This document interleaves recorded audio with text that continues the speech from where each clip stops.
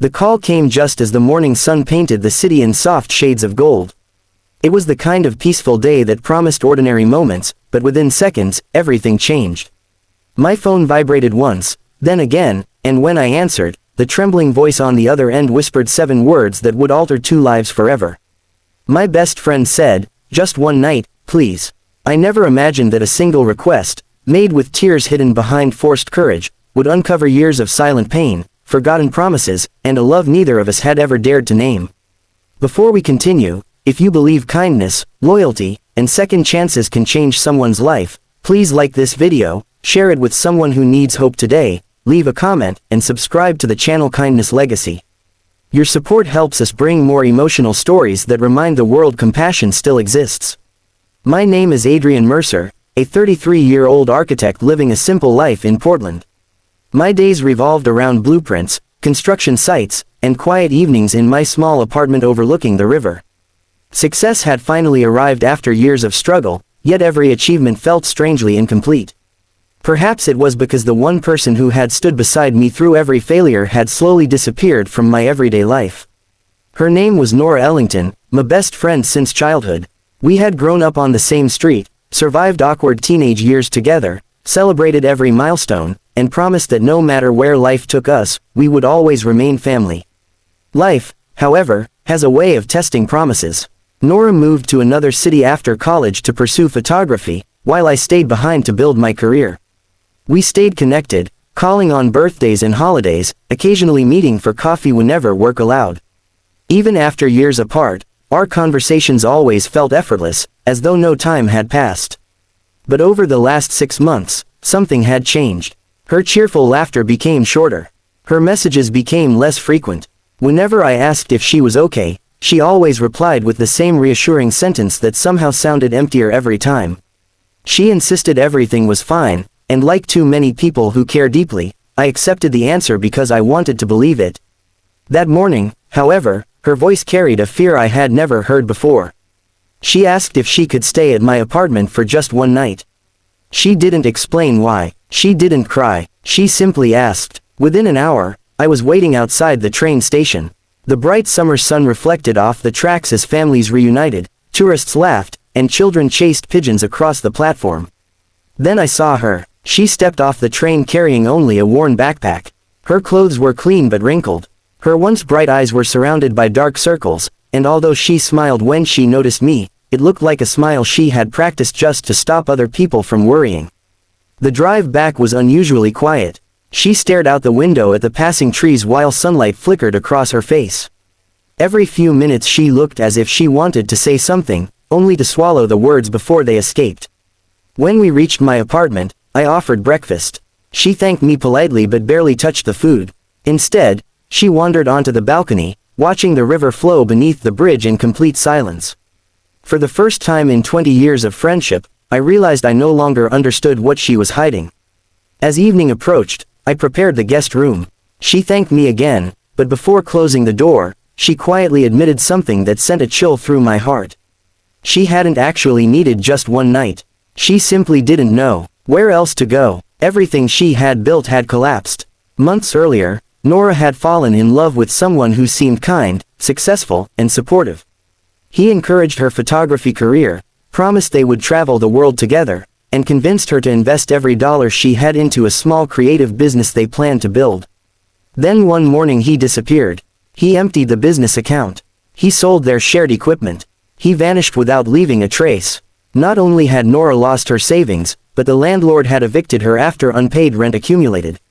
Pride stopped her from telling anyone. She slept in cheap motels until her money disappeared completely. For nearly 3 weeks, she had been pretending everything was normal while carrying her entire life inside one backpack. Listening to her story felt like watching someone slowly drown while smiling at everyone standing safely on shore. That night neither of us slept much. I kept wondering how someone so compassionate could believe they had to face such pain alone. The next morning, sunlight poured through the apartment windows, filling every room with warmth that somehow made everything feel a little less hopeless. I made coffee while Nora quietly looked through old family photographs hanging on my living room wall. There was one picture of us at 12 years old covered in mud after trying to build a treehouse. She laughed. It was the first genuine laugh I'd heard since she arrived. That tiny moment reminded me that healing never begins with miracles. It begins with someone feeling safe enough to smile again. Over the following weeks, my apartment slowly became her temporary home. She cooked dinner while I worked late. I helped her rebuild her photography portfolio. Together we searched for freelance opportunities, edited pictures until midnight, and celebrated every small success as though it were a major victory. Yet something deeper was quietly changing between us. Without realizing it, we slipped back into the rhythm we had shared as children. Morning coffee together, walks along the river, weekend farmers markets, long conversations under the afternoon sun. Some evenings we sat on the rooftop watching airplanes disappear into orange skies, saying almost nothing because silence itself had become comforting. People often assume love begins with fireworks. Sometimes it begins with someone remembering exactly how you take your coffee. One afternoon, while organizing old storage boxes, I found a faded notebook from high school. Inside were pages filled with sketches of houses I dreamed of designing one day. Hidden between the pages was a photograph. It showed 16-year-old me standing awkwardly beside Nora during a school festival. On the back she had written something I had never seen before. No matter where life takes us, I hope he always knows he's home whenever he's with me. The words stole my breath. How had I never noticed? Had she hidden those feelings all these years? Or had life simply moved too fast for either of us to understand what we truly meant to one another? I didn't ask. Some discoveries deserve patience instead of immediate answers. Meanwhile, Nora's career slowly began recovering. A local cafe displayed several of her photographs. An art magazine purchased one of her landscape collections. Then a nonprofit organization hired her to document community projects across the state. For the first time in months, hope returned to her eyes. Yet just as life seemed to settle, another unexpected knock arrived. The man who had destroyed her life returned. Not because he regretted his actions. Because he needed money again. He claimed he had changed. He apologized. He begged for forgiveness. Watching him stand outside my apartment felt like watching a storm trying to force its way back into a home that had finally been rebuilt. Nora listened quietly. Then she surprised everyone. She forgave him, but she refused to return. She explained that forgiveness was never permission to repeat the same betrayal. It was simply choosing not to carry hatred forever. He walked away alone. She closed the door. And for the first time, the past stayed outside. That evening we drove into the countryside to watch the sunset. Golden fields stretched endlessly beneath the bright summer sky as warm winds carried the scent of wildflowers across the hills.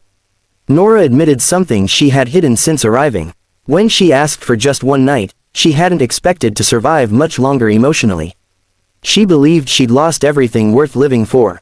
She thought asking for shelter was her final act before disappearing from everyone's lives forever. Instead, one simple act of kindness reminded her that losing everything isn't the same as losing everyone. Her words stayed with me long after the stars filled the sky. Months later, the nonprofit offered Nora a permanent position. She rented her own apartment only a few blocks from mine. She insisted it was time to stand on her own feet again. I was proud of her. Yet when the apartment suddenly became quiet after she moved out, I finally admitted something to myself. Home had never been the building. It had been the person sharing breakfast across the table. On a warm Saturday morning, exactly 1 year after that unforgettable phone call, I invited Nora back to the river where we had spent countless afternoons as children. The water sparkled beneath the summer sun. Families laughed nearby. Birds circled above the bridge. Everything looked ordinary, yet my heart raced harder than it ever had. I thanked her, not because she had needed my help, but because helping her had reminded me what truly mattered in life. Success wasn't measured by income. It wasn't measured by awards. It was measured by whose life became brighter because we chose to stay. As tears filled both our eyes, I realized that sometimes the greatest love stories never begin with grand confessions.